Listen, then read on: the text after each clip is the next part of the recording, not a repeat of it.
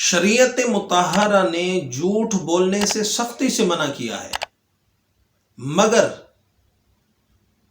3 مقامات ایسے ہیں جہاں پر اللہ کے پاک نبی نے ارشاد فرمایا کہ جھوٹ بولنے کی اجازت ہے۔ کون کون سے؟ حضرت سیدنا سفیان ثوری رحمت اللہ تعالی علیہ روایت کرتے ہیں، اللہ کے پاک نبی نے ارشاد فرمایا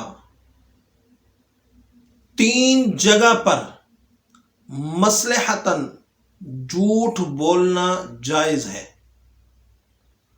پہلی جگہ کفار سے لڑائی کے وقت، یعنی کفار سے جنگ کے وقت اگر جھوٹ بولنا پڑے تو شریعت نے اس چیز کی اجازت دی ہے۔ دوسرا، پیارے آقا نے ارشاد فرمایا 2 لوگوں کے درمیان صلح کرانے کے وقت اگر جھوٹ بولنا پڑ جائے تو اس کی بھی شریعت نے اجازت دی ہے۔ تیسرا،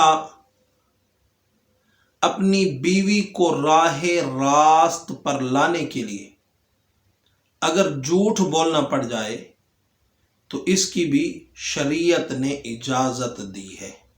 تو یہ 3 مقامات ایسے ہیں جہاں پر اگر بندہ جھوٹ بولے گا تو گناہگار نہیں ہوگا، اور اس کے علاوہ اگر بندہ جھوٹ بولتا ہے تو جھوٹے پر اللہ رب العزت نے قرآن مجید فرقان حمید کے اندر لعنت فرمائی ہے۔